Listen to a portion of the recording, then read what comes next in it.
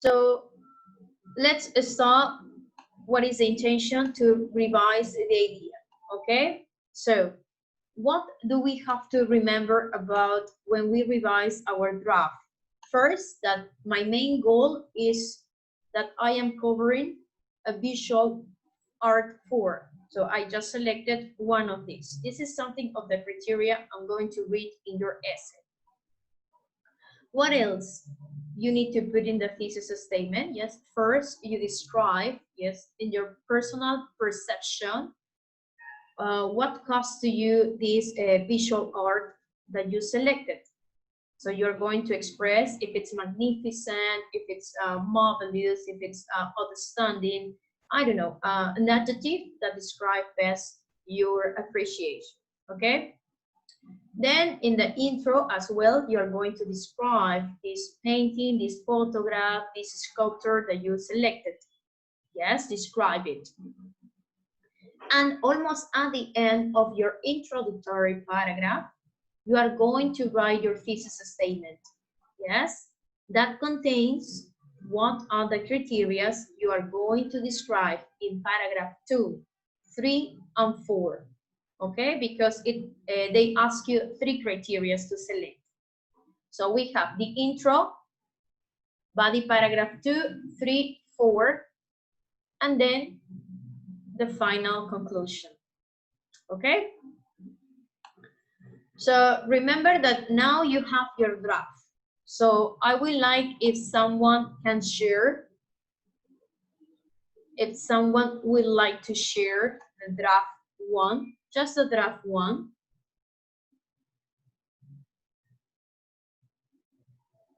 So it's suppose you are going to start working with your draft.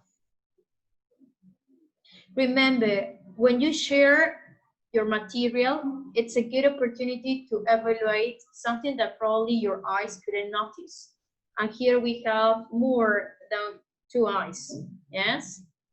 We have the teacher view, your friend's view that can also give you suggestions when you share draft. No? Miss, I have a question. Sure, Kiarita. Miss, you have to describe the picture, the paint, only in the introduction, or you can describe in paragraph. In paragraph 2, you're going to describe how this criteria is visible in this painting. That is what you focus. But in the intro, you can describe the painting as general. Okay, Yeah. for example, important information of the description is when you go to the further question, what, who, where, no, when, how, etc., etc., etc. Okay, Yep. but in general. In the body paragraph, yes, you continue describing, but in the side of just the criteria. If you say light, how the light is visible in this painting, for example, you mentioned, no? Composition, that is the paragraph number 3. How the composition is visible there. And finally, the last, no, that you consider. In your final conclusion, yes, because it's a concluding sentence, it's not, no, the body paragraph, it's a concluding sentence. We said that we can have more than one way. The most common that you selected is the opinion, no, when you give an opinion. The other is to restate the thesis statement, then to make a prediction, that is the third one, and the fourth one is that you give a question to the reader, no? Like, if you agree with my evaluation, you can conclude by saying this, no? You restate, and then you can leave a question just at the end. It's up to you which of the conclusion is sentence, no, you would like to finish with. Okay, so considering, don't forget that I am considering these elements in your draft and in your final version. I would like to see that from the draft and from the final version, you consider this.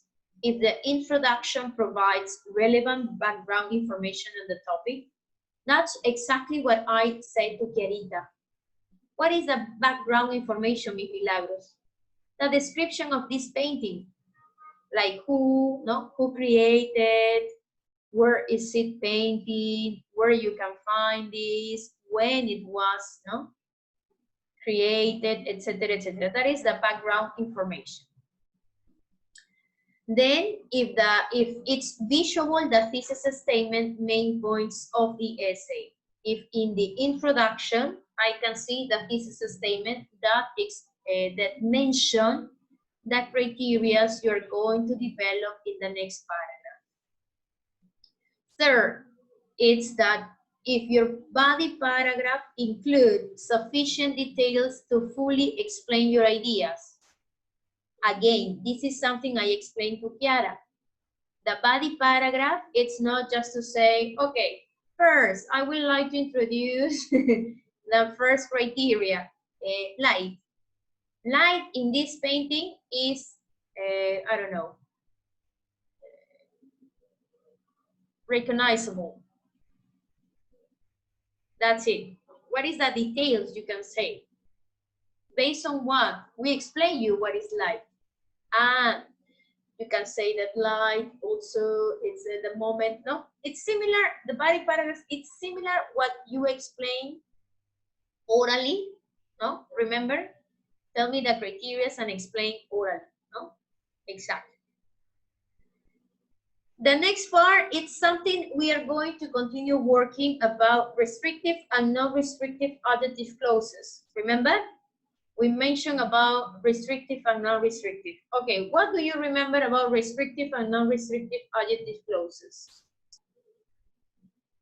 What is a clause?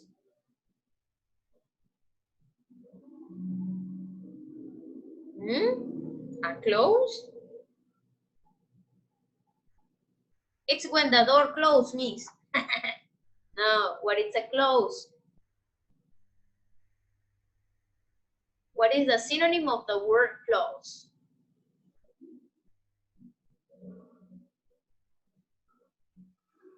Okay, probably if you are quiet means that you don't want to say. It's some kind of section, article, took out from text, could be. So. Okay, closer. Well, what is a clause?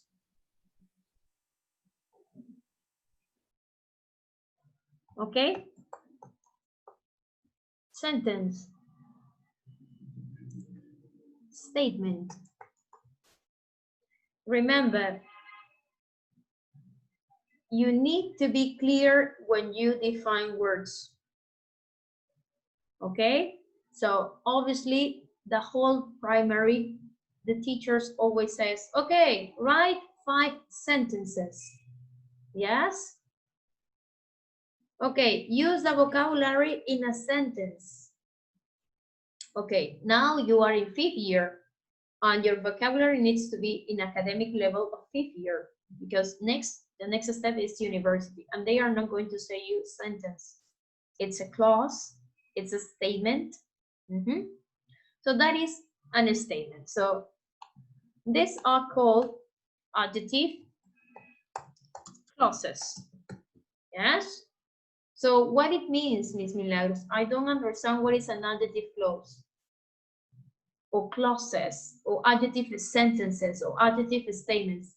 These sentences respond to the main function of the adjective. What is the main function of the adjective? What is the role in a sentence, the adjective?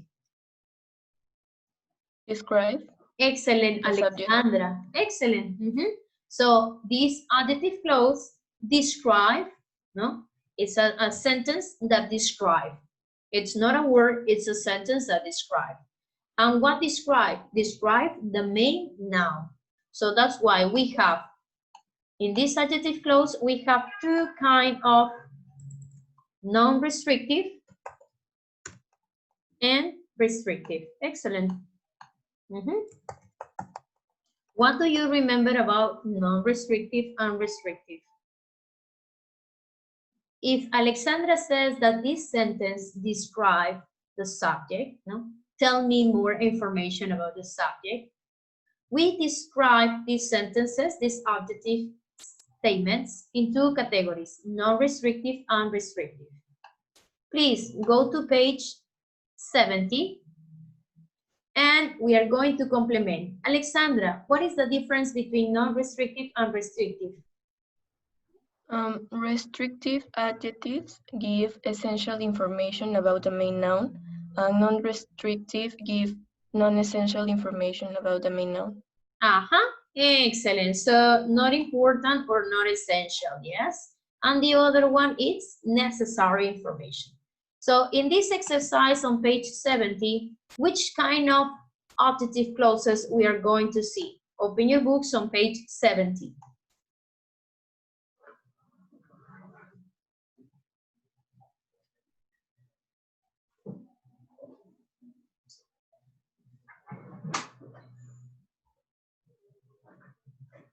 Which kind of adjective clause we are going to evaluate? Non-restrictive. Excellent, non-restrictive. Here in the structure says, no? To find and correct the mistake with non-restrictive. So all these sentences are non-restrictive.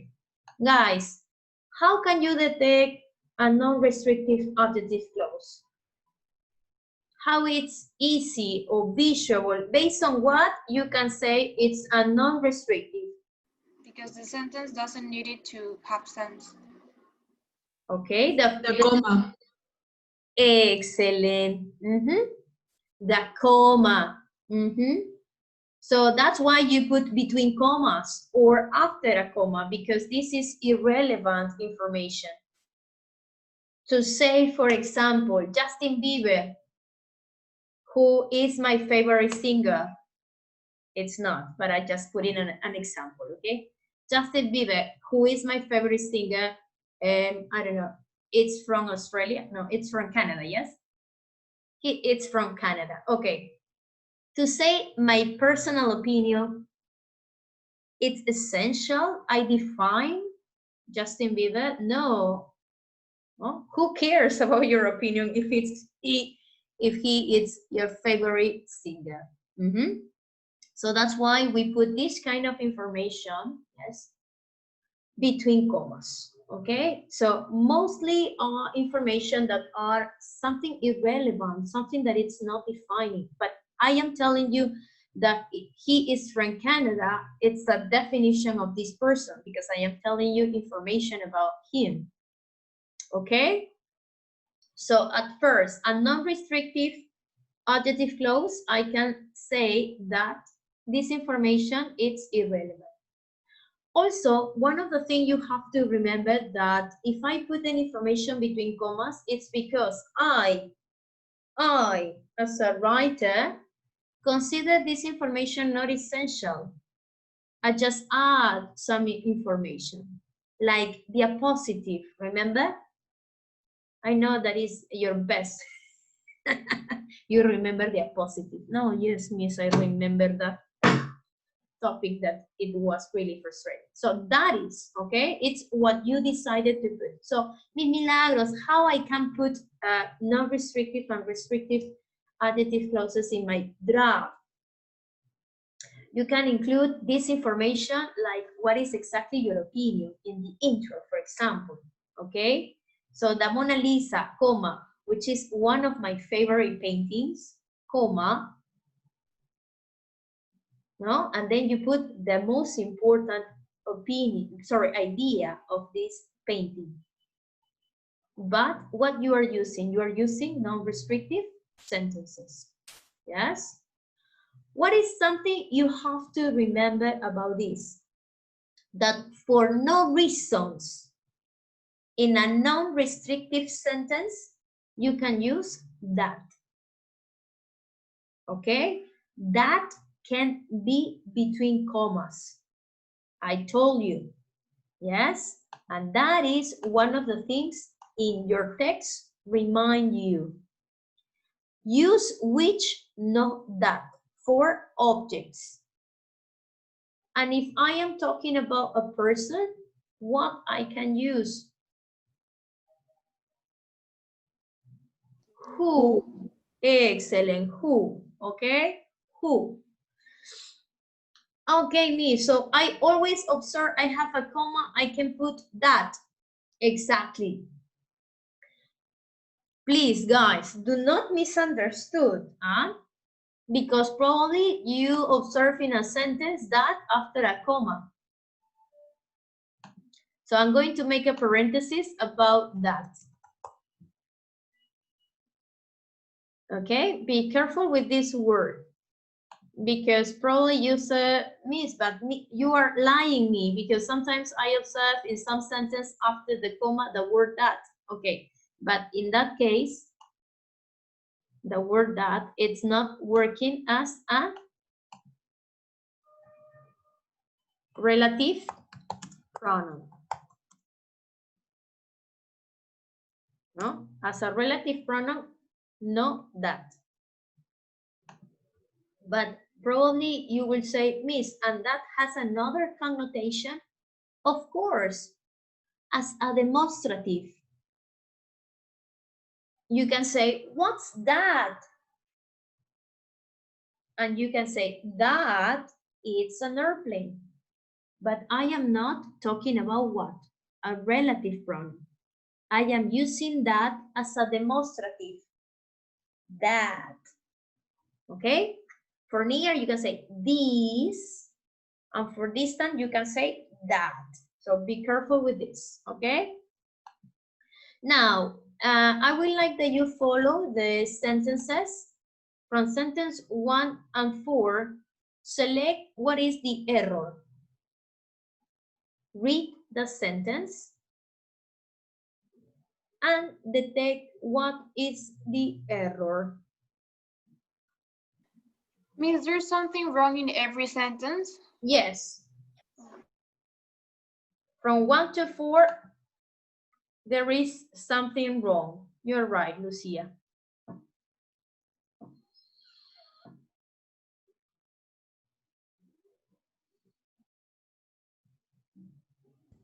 Miss, Yes?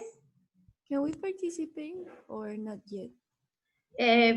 I will suggest that you can participate through the chat in a private way, in order that you just send your task. Now I'm going to call some students that need.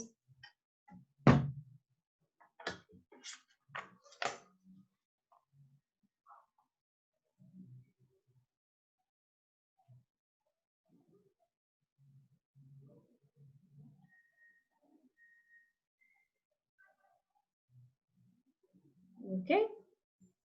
I'm going to give you 4 more minutes, okay? Select the error.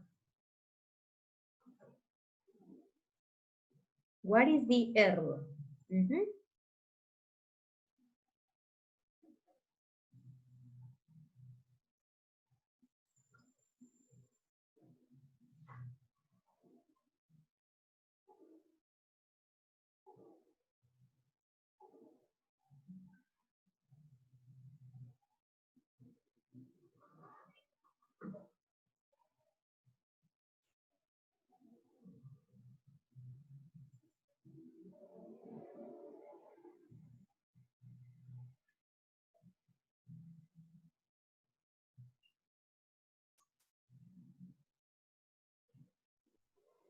Thank you, Daniela. All your answers are correct.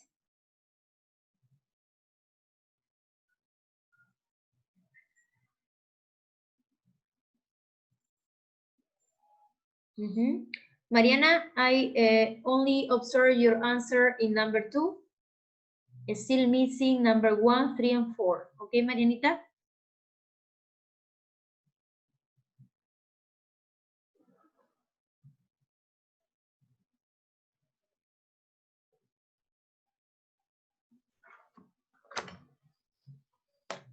Two more minutes. I'm not taking in consideration to send some friendly reminder. Gabrielito, don't forget about my LT from week number 4, that is language for writing and writing skills. Okay, Gabrielito? Yes. Okay. Then in Aula Virtual, Gabrielito also, I'm sorry, no Gabrielito, Mariana, I still waiting for your concept map. Miss, Your concept map. I already sent it. It doesn't. Okay, but how I know that you send it, Mariana? I told you, when the homework is presented after the deadline, you need to send hacia web. Mis Milagros. I send it through your web, the whole homework. About the concept map, and I Yes. send you a response. No. So when I don't send you a response, it means I haven't received. Can you send it back, please? Okay. Thank you.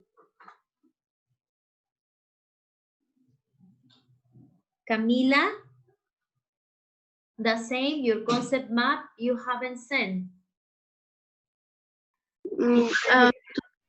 Today I send you. Thank you, Camila. And also, I send you a report for my LT. There are 2 activities in vocabulary that you didn't complete. So you open, but you didn't complete. So you have to do it if you want. If not, it's going to appear like 5. Okay?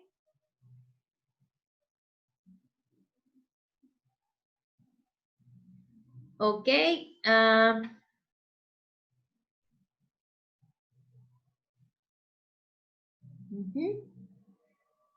I see the responses of Leah, Mauricio, Mariana Diaz, number 1.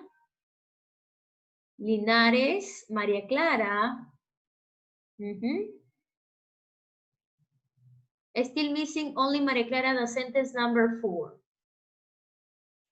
I observe number 1, 2, 3. It's missing 4. Yes, my dear.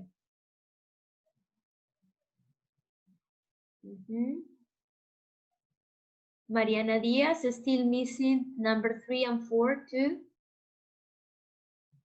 Miss, I skip sentence number 3, so I'm gonna. Okay, I put still, 3 okay. and 4. Okay.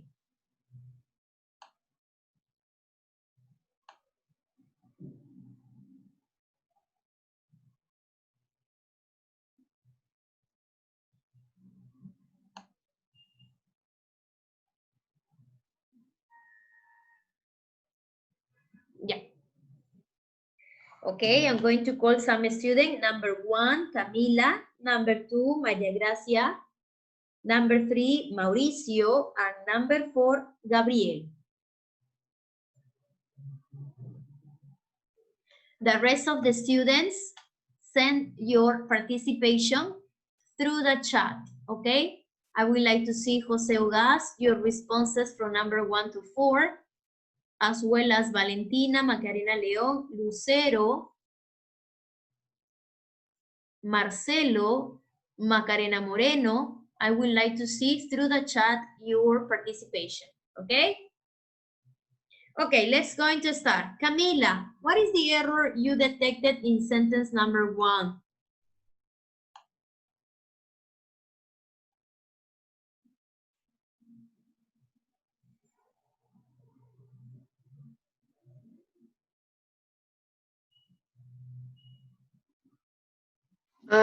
This image is an excellent example of composition, comma, is the way objects are arranged in a photograph. Okay, after the comma, it's necessary, in any sentence, Camila, it's necessary to have this structure. Subject, verb, and complement. If you put the comma and you omit the which, we don't have a subject. Okay, so that's why it's really requested to put a subject. What is the subject? In this case, it's the relative pronoun, which is. Okay, do not omit the relative pronoun. And which is, comma, no, the way of composition, comma, which is the way objects are arranged in a photograph. Okay. Okay. Thank you. Number 2, María Gracia.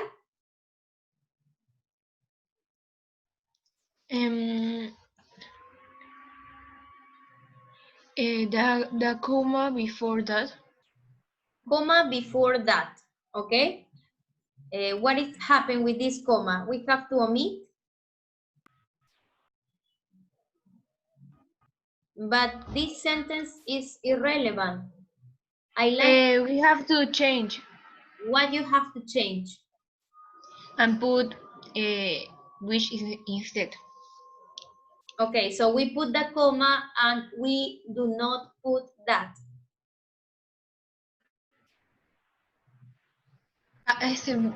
Mira, es complicarlo. You can, Tengo you que can. cambiarlo.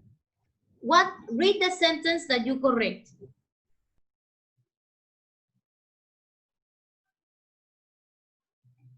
Okay, we don't have much time. Wednesday we continue. Remember all the instruction for Wednesday activity about the explaining. It's in Aula Virtual. Also the audio. I would like that you start listening the audio. And for Wednesday, we are going to continue with the activities. Please check Aula Virtual. Thank you for your attention. We continue Wednesday with María Gracia, Mauricio, and Gabriel. See you then. Bye. Bye, Miss. Thank you. You're welcome. Goodbye. Thank you, Miss. Take care. Goodbye. Thank you as well as you. Goodbye, goodbye.